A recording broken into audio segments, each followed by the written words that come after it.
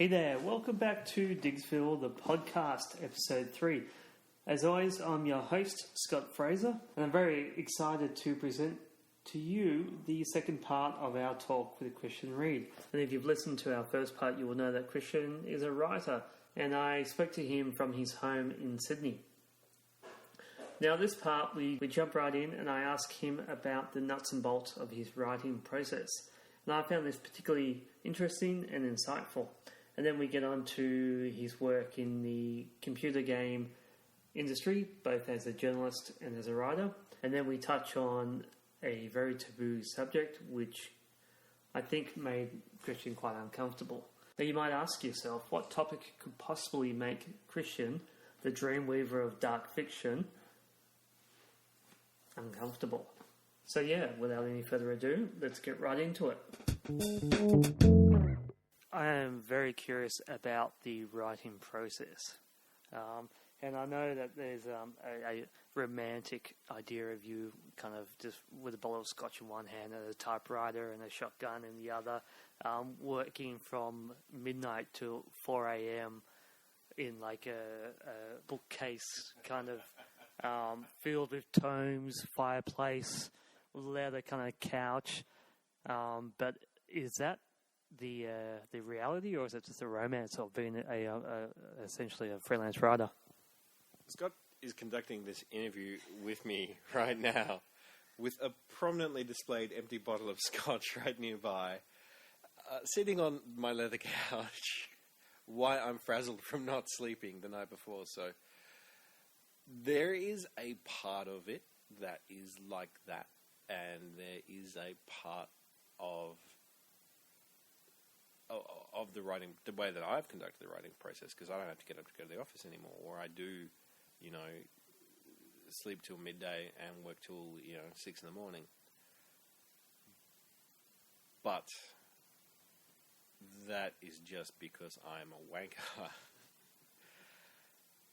And the thing is that what people don't see, and what they shouldn't see, what they shouldn't be aware of, like the process is interesting, but ultimately relevant to the final point is that no one's drinking heavily while they're writing a novel, because you can't fucking type when you're drunk. You can't do good work when you're drunk. You can't do good work when you're stoned. You can't do good work any situation like that. You're not making your daily deadline. You're not making your, no one's going to hit up a pisshead who's drunk all the time and can't do his work unless he's drunk, because he's going to blow his deadlines, No one, and so much of my writing process anyway is about very carefully editing. I write a lot. I write in long periods of time. I might write for a week pretty much straight, not sleeping much. But that's just the first draft, and the first draft is never any good. And I think that everybody starts getting good at their process, whatever process it might be, when they are able to turn a practiced eye onto how to improve things. And so, even if I was there wearing a fedora and typing madly, carriage return going off, drinking whiskey and shooting my wife and stuff like that, what people wouldn't see is, me printing out bloody all those pages and then swearing at myself like, learn to spell, idiot, what does that even mean? I recently edited, and it took me about 2 weeks to edit one very, very big document, and it wasn't very exciting or glamorous. It was boring and hard to keep that attention focused, and that, is a part of the process that, you don't get told about in beatnik school. Yeah. You don't get told about, early on that the hard work is the boring work, but that's that's men from boys' time. That's pro from hobby. Speaking about just schooling, then, have you had any formal journalist or writing training, and is there for what kind of your genre writing? Genre writing, not specifically. I mean, there's some workshops. I don't know if they're in Australia. No, I didn't. I wasn't trained at all. I didn't do very well at university. I didn't like it. But I would highly recommend that you do. And There are writing courses at universities, and there are writing courses all around the shop. There are, proper published novelists who hold courses, and honestly, do it if you can. And if you're serious about it, give it a go, because I think that I would have progressed earlier on and quicker if I hadn't had to make some of the mistakes that I made on the way. So while I don't think that it's necessary, I'm a big believer in education, so go to uni if you can. It's not going to hurt you. And B, no, look, when I was younger, I was like, school? I was like those dudes in the Bad video clip. You ain't bad no more. That's a dated cultural reference. I really was like, I'm school of hard knocks. Idiocy.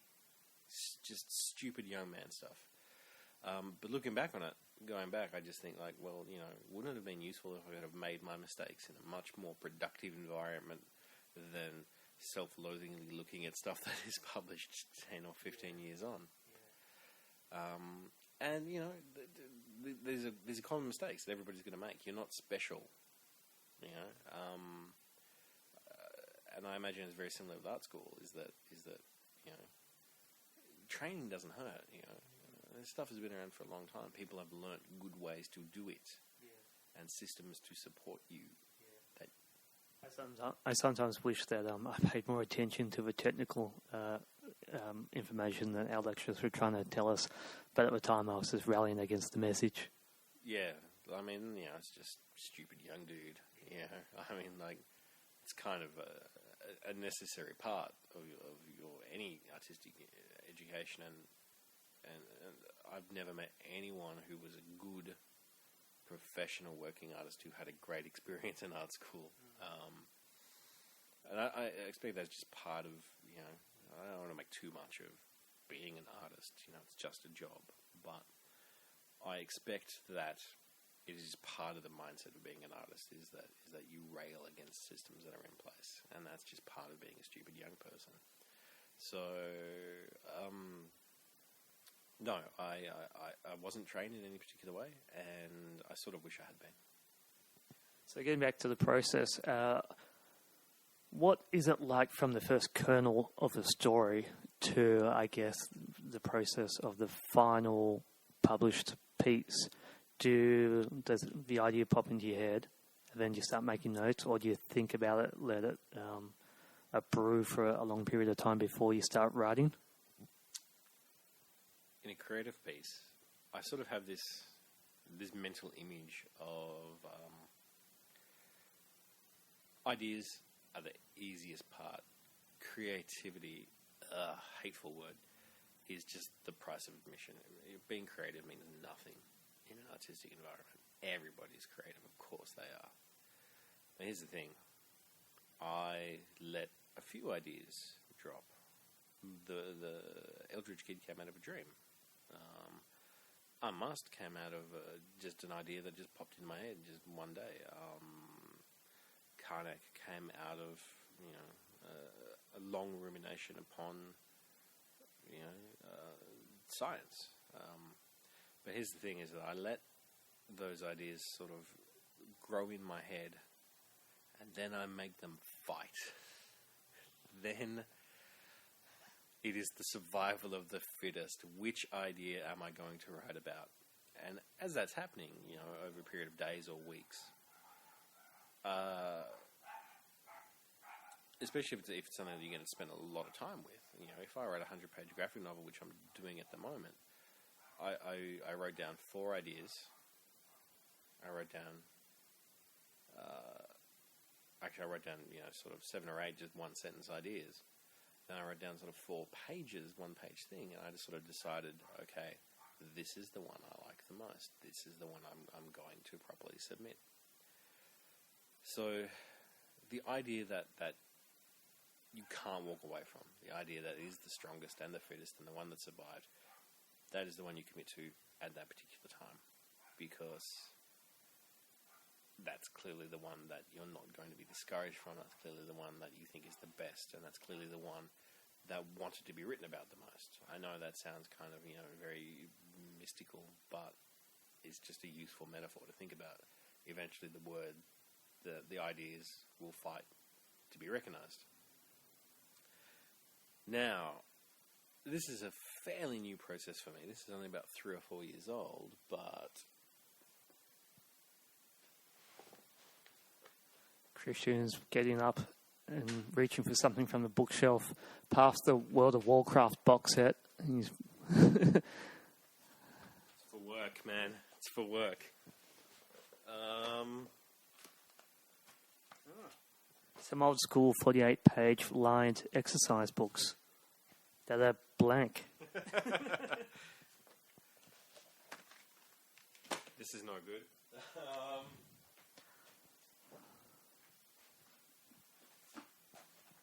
Here we go. Nowadays, and this is very, very good, this is for a new story that's coming up, is that I will literally just write it down, sentence by sentence, line by line, until I have a coherent story. And that's certainly, I could never have written a novel without this sort of extensive planning. So, what are these? Are these story points or chapters, or? These are just pretty much just outlines, just almost chapter by chapter, scene by scene outlines of what I think a story could happen. And you're handwriting those as opposed to going computer? Yeah, just handwrite it out. Just get it out there. Just note it down, write it out. And even then, it's an idea. Here's a story for Zen Thing. Zen Thing never had a name. Zen warrior thing. I didn't want to read out the warrior bit, but Scotty's dobbed me in. I was thinking about writing a kind of a bizarre martial arts thing. And I wrote it down. And I got to the end. There's some notes on who the characters could be. Some notes on possible locations. Some posts on... Huge scrawled letters. Think visually extravagant. Clockwork. 610. What's that? Minutes. Glowing textures, weapons, details. And there's some kind of blood smear stain. Yes, it's actually blood. Because I bleed for my art, people. But even then, that didn't finish. That didn't go to the end. By the time I was in a position to read through it and go for it, I wasn't happy with it anymore. Trying to avoid the sketches that I made because Scotty has a long history of mocking my sketches. But this one did. This one went all the way through to the end. So, Okay, and then from there, do you say is this for comics or anything? That's a comic. Yep. That's a graphic novel for a comic. You can see I've even sketched out some character ideas. Oh, they're amazing. They're actually pretty awesome. That guy with a big mouth on his chest. They look like the scrawlings of a madman. I might have to get a photo of those later on. Excellent, but And so from there, do you flesh out that plot further, or do you jump straight into script? Well, pretty much once I've got a good idea for a plot, but then I think about, at the same time, while this is always going on, you think about the themes of the story, you think about what you're actually trying to say, which is just pretty much the reason why you're writing the story. Because if you're just writing it, I like it when robots punch fight. Yeah. Who cares? But if you're saying, okay, well, here's an idea that I want to communicate, here's a story I can hang on that. Which, even then, I'm not overthink it. I'm not pedantic. I'm not there to teach people a lesson.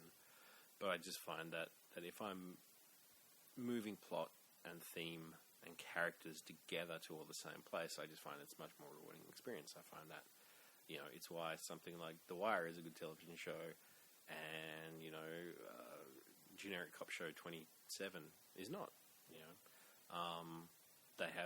They've thought about something and they're using this fiction to help express that idea, and at the same time while making the fiction good. And then when I feel that I've achieved that, then when I feel that I kind of know what I'm talking about, that I found a suitable climax. And certainly, I don't know if you read the Ultra Kid graphic novel, but that entire scene hinges upon a very simple scene of friendship. Because that's ultimately what that book is about. That book is about two people creating a very unlikely friendship. Without that book is just a magical cowboy book, which is cool, and I would probably read that book if I was in a position. But I think that it holds together and becomes something that I'm proud of because there's a theme to it. So once I've got that, when that's all sorted out, which is a fairly long process.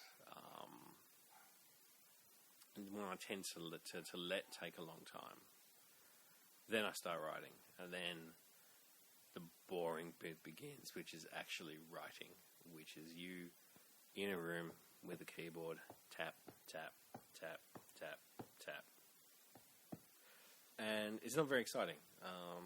I've tried actually dictating, but I don't like it. I don't have any control over it. Yeah.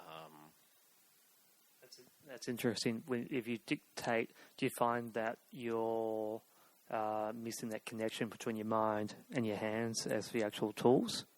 I suspect it's that. It's a bit weird. It's kind of like I never really sort of gave it a lengthy examination, but I just found that, say the story is, Zen warrior thing. There's a man and he hates Zen, so he warriors it. Chapter 1, I hate you, Zen, says the warrior. And then I play it back and I listen to it, and it's not the same. I have no control over it. I guess that's the difference between a spoken word performance piece, I guess, as opposed to the craft of the words flowing together, the structure of a sentence. Yeah, I expect so. And in comics, maybe it would work better, but certainly within prose, it doesn't work out. Worked out slightly better for journalism, but generally speaking, it's not a technique that I particularly use. It's all a bit, freestyle improv jazz, and like freestyle improv jazz is best only left to jazz musicians. Don't really use it. We'll keep experimenting with it, but don't think I'll ever really use it. And like I said before, you write it down, and then it's just an endurance race, especially if you know, like I do, what you're going to write, sort of scene by scene. You're just there writing it, and sometimes things shuffle off out of control or get more interesting. We have a better idea, and I will then go back to the original document and sort of account for that. But no, I find that for me is that I write better work when I have good control over it, when I know what I'm going to write, because I'm moving towards an ending, and to me that's what it's all about. And then along your way, the good parts of writing a good sentence. I imagine it's the same for an artist. You look back on a panel and go, "Sweet panel." Yeah. And those are the moments that keep you going keep you engaged during the artistic process. And then it's just then you wait, tell everyone what a genius you are. Go back and then just draft. Then once you've got a drafted document, then you go back and write it again, and hopefully by then you're okay. So I guess now, have you, when a piece is finished? There's a great saying, no work of art is ever finished, just abandoned. Hugely believe it. But there comes a time where you just think, I want someone to see this. I want someone to read it. And eventually you just think, not good enough. That's the wrong thing. But then you just think, I feel that at some point in time, I'm going to have to trust that I'm not unbelievably horrible at this job. And there also just comes a time where you're not improving it anymore. You're just changing it.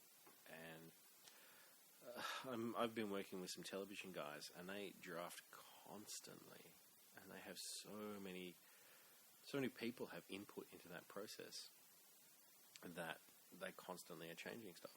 And I find it incredibly stressful and disappointing and difficult to do. I do not know how those guys do that work. And tedious as well. Yep. I find that by the time I'm doing a third draft of a story, if it's not done by then, I will put it away because I will not be looking at it. Yeah. I just about have to look over the galleys for Black City. It should be coming through any day, just to actually go ahead and see the proofing, and then just boring stuff like ebook format, pub print format. I'm really not looking forward to it because I've read it. I've read it bloody 4 times. Who reads one novel 4 times in a year? Writers. I find by, especially a project that's gone through lengthy edits and you spend like a good chunk of your time on it, you can't look at it, and you can't look at it with any judgment, but then give it a year, you come back with fresh eyes and you can see stuff you like, see stuff you don't like, come back in 5-10 years' time, and you can still see good stuff as well as the bad. Yep. Sadly for this process, I don't have a year to give it away. I just got to do it, Having said that, for me, I when you said before that quote about a good work of art never finishes, it's abandoned, I think with the work I do, especially the commercial work, like I don't know if I've developed a skill or I just know, like when it's done, and I know there's nothing more I can do with it, with my particular skill sets at this time, and I find that I'm pretty good at underlining that, saying, okay, done. Yeah, if you want me to do a better job, then come back and see me in a year where, I don't know, my skills might be better. But for now, for the project you want, for what you're paying me, the time I spent on it, this is as good as it's going to get. Yep. I can see that. I imagine, certainly that's the way in journalism. You don't have long deadlines. If you're lucky, you have 2 or 3 weeks. Not a long piece, 1,000 words. You do it and you get it done. But with personal stuff and artistic stuff, it's a bit trickier. But I just find that once I just am sort of sick of looking at it, I figure that that's the sign. So we talked a bit about your comics work, and I wasn't actually intending to talk much about the comic work because I think there's loads of interviews with you about your comics out there, and I was kind of more interested in the journalism and computer game side, but we haven't touched on it. But with your journalism, it was, correct me if I'm wrong, it was mostly computer game reviews? Yep, computer game reviews, bit of news, bit of opinion pieces, stuff like that, but generally reviewing. And what's involved in that, like just playing lots of games? Just playing lots of games, getting good at understanding what makes a game good or bad. Same way with any kind of critical reviewing, and then just writing it down, having a useful and interesting opinion, maybe helping readers see a game in lights that they might not have understood. And is that what led you into writing for computer games? It certainly didn't hurt. I also do a lot of other nerdy stuff. Like, I've written a few books for traditional pen and paper role-playing games and stuff like that. That didn't hurt. Then, having 10 years experience and knowing what makes a good game didn't hurt. Having a background in knowing about how to write games rather than stories didn't hurt. And having a long history of writing in genre fiction didn't hurt either. So those things come together, and then bang, I got a job in Norway, and off I went. And was that the first kind of proper time you were writing for computer games in Norway? Yep, that was my first proper computer game job. So, and I wrote for a MMO called The Secret World. What's MMO? Mental Madness, originally. Massive multiplayer online game. Okay. So basically, instead of you a computer in front of the screen, you're basically playing with other people. So. And what's that like to write for? Like, is it just totally different rules? Yeah, no. From an actual sort of artistic standpoint, I had a blast writing Secret World. It was a fun genre. It was kind of like a conspiracy theory, sort of a bit of a horror game. Got to write dialogue for characters, got to write backstories, got to design cities, got to design towns, got to design plots, got to design, writing for cutscenes, writing for all sorts of stuff, which are basically, little animation scripts and stuff like that. How's that work divvied up? Like, was there a pool of, like, a room full of you writers, and then I don't know who decides, like, Christian, write this plot, you write this character dialogue, you come up with this character? Well, basically, we had a head writer, who was no good, me and my writing partner Ben, who's very good, who I'm still in contact with, even 4 years later. He was very good, and what would happen is that we were basically, the head writer would divide us up, and he would say, you write this section, you write that section. And would being head writer, does he come up with a story, overviews, and plot, or is he getting direction from someone else? In an ideal setting, you would have a creative director. Okay. You don't always have a creative director, but it is best to have a creative director. And are they the overlord of the create? So they're across everything, and then they kind of delegate through the different departments from there?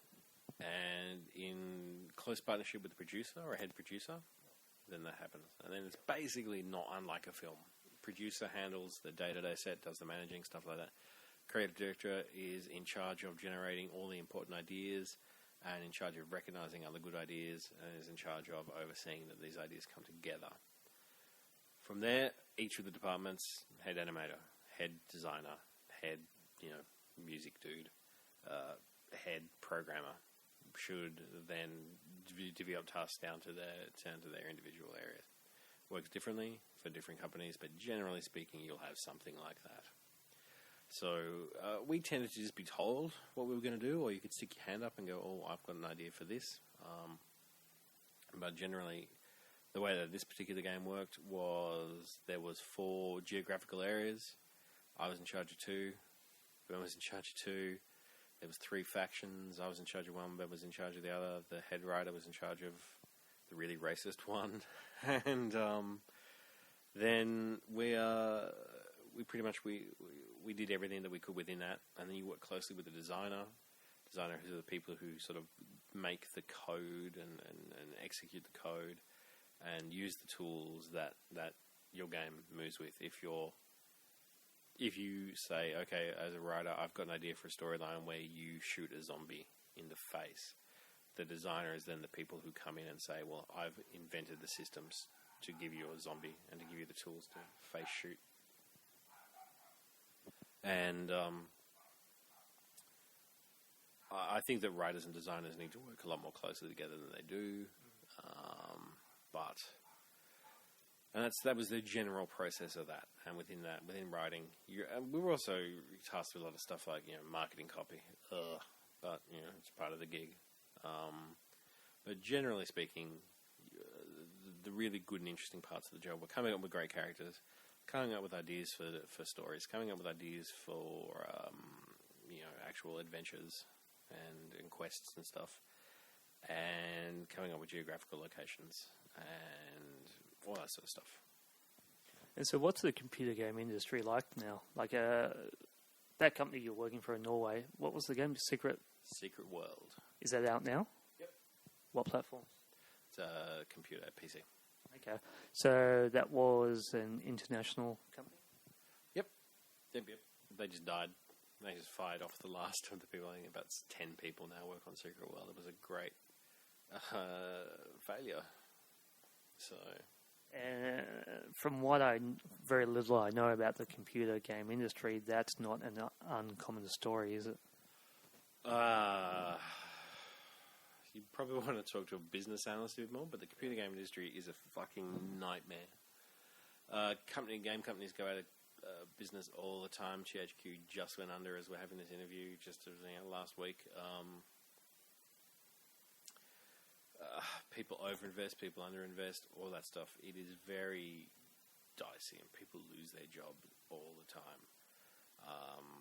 And it strikes me that a lot of that is that, again, fans run the show. You can run into problems, and there's a lot of dicey people in the computer games industry. A lot of people who say they can do something who can't. And it's an industry where people fail upwards for some bizarre reason.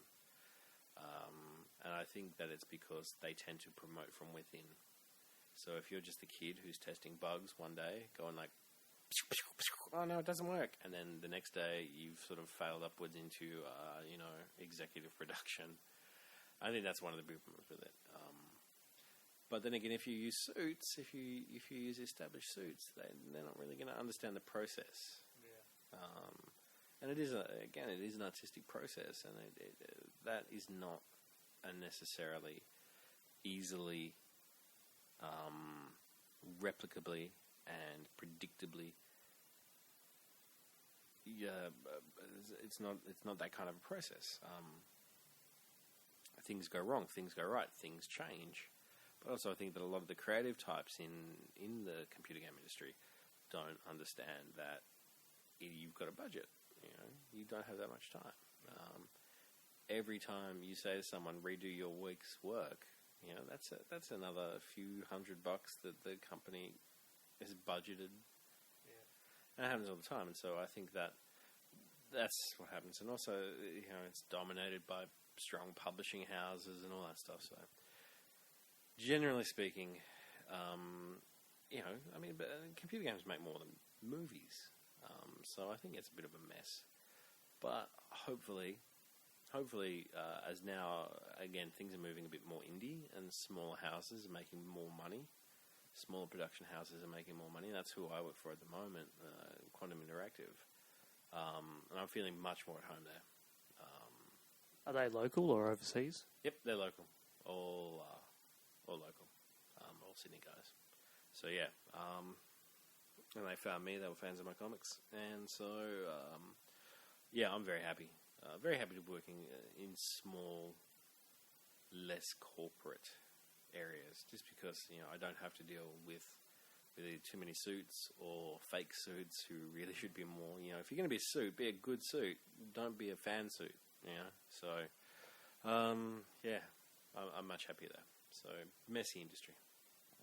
And what's it like locally? Like there was, I don't know, years ago there was like a couple of big names around, but I don't think they're around anymore. All gone, pretty much. Blue Tongue, who I really wanted to go to work for because I'm a really big fan of them, and gone.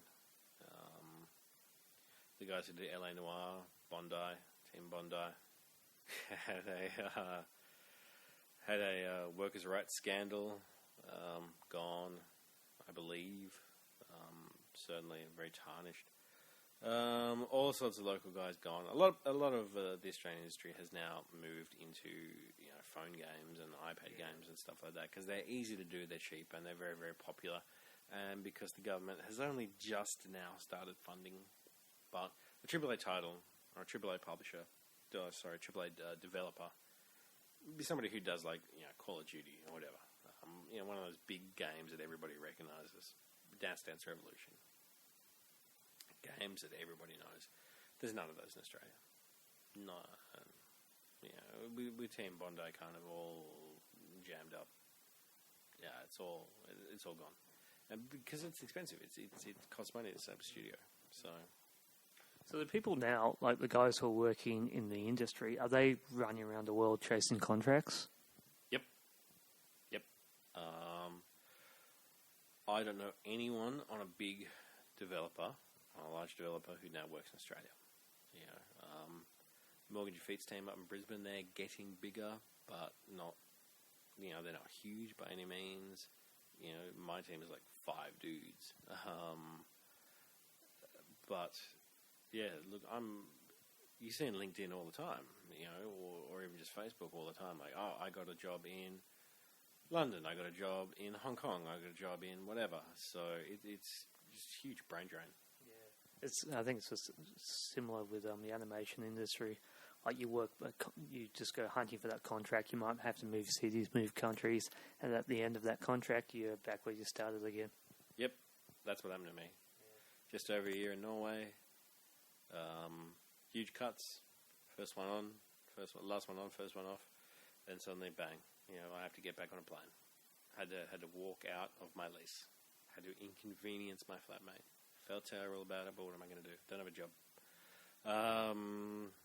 So but that's just the nature of that industry. Yeah, so kind of boring topic, but I think it's a very important one after 13 years. And without going into too much detail, what are the finances like? Are you finding? Do you have a tax guy? Are your taxes in order? Do you have? Are you getting regular salary, or is that kind of important? I don't want to talk too much about my money or anything, but my finances are a mess and I should be in jail. So there's that. And that's not uncommon, is it, for a creative? I don't know, because I never talk to anybody about their money. But no, I am a particularly bad case of that. I really should be better about it. But I don't think you're alone there. Look, honest, that would be one of those things I could go back to young man in time. I would say, just keep the fucking receipts, man. Just go and get yourself a tax agent. Go and one day a month, one day every 3 months, do all that boring stuff. You will get taxes back. You will get money back. You won't have to be worried about, when's the tax man going to come, all that stuff. So just do it. Just, be good at cars or be good at taxes. Be good at one of those very earthly things. Well, some of the guys who I've been talking to doing this, the ones who are financially very sound and have a really good work-life balance, before they started, they kind of, I think one person did the NICE scheme, another person did some mentoring with local business to get a business plan, and one guy who I was speaking to, he said, look, I'm not good at taxes, but I know it's important, so I hire someone to do my taxes for me. And I think that's been interesting for me too, when I've been doing this, like the people, like I said, who kind of have that enviable work-life balance and that enviable regular income and steady income. They've done that bit of bookworking knowledge beforehand. Yep, I completely agree. That side of my professional life, it's like a scene in a horror movie where there's a door upstairs in the attic and there's something clawing at it, and you know that sooner or later somebody is going to have to go up the stairs, and the music's going to swell, and they're going to open the door, and the motherfucker is dead. That's me. I'm that motherfucker. So I'm terrible at it. I'm really bad at life stuff. If you want to talk about, bloody Renaissance fashions or anything completely pointless in life, I can talk to you about. I know a lot about the X-Men, man. But, talk to you a lot about history and philosophy and religion. But can I tell you about how you hire an accountant? No. And that, that's funny, but that's a failing. That's a professional failing of mine. And that's not just yours. Like I was in a pretty similar position when I was freelancing for 3 years, kind of just scrabbling for paychecks. And once you got those paychecks, you kind of live off them. You don't think about, well, maybe I should take my income tax out of it. Yeah, no, absolutely. It is a skill I've never developed. It is a skill I should develop. And maybe if I get a giant payday down the line, I will sacrifice that payday to the tax gods and to the staying out of jail gods and to the growing the hell up gods. But well, yeah. And I know some people who are working extremely well, non-stop jobs coming in, freelancing, getting paid presumably pretty well, but the finances are shit. Yeah, no, it's something that you got to do. It's just hire the bloody accountant. Just do it. They're not that expensive, and this is their job. Just do it, or learn how to do it yourself, or something. Because don't end up like one of us useless ones who can't do it. Because you will be, it's just this entire misery that you continuously put out of your mind. But, nevertheless, keeps coming back. So just do it. Learn how to do it, or get someone to do it. Yeah. It's important. That is true, but having said that, I mean, it is incredibly hard to budget properly and, do your regular taxes when you're living from paycheck that might come in every 6 months or so. It might not come in 3 months after that. Yeah, that's just part of the fun, isn't it? Yeah. So, look, you will realize if it's absolutely awful turn of events for you and you absolutely cannot live like that, just don't do it. Don't freelance. Don't find a different way. If it's absolutely abhorrent to you, you won't do it, and you shouldn't do it. So don't do it. But if you can live that way, freelancing has its advantages. That's why I'm staying up to 6 in the morning all the time. That's why I'm got empty whiskey bottles all around my house.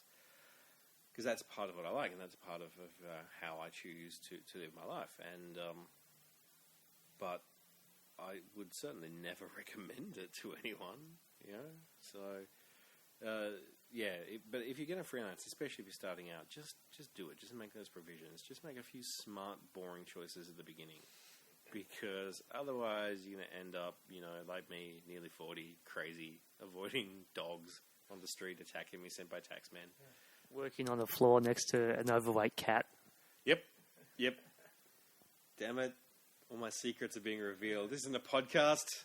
It's a trap. So, another kind of boring cliche question. How's your work-life balance? Do you have a problem with that? I don't care about anything but work. Yeah. I don't care about anything but writing. I don't. I've travelled around the world, don't want to go back. I don't know. I don't care about anything but writing.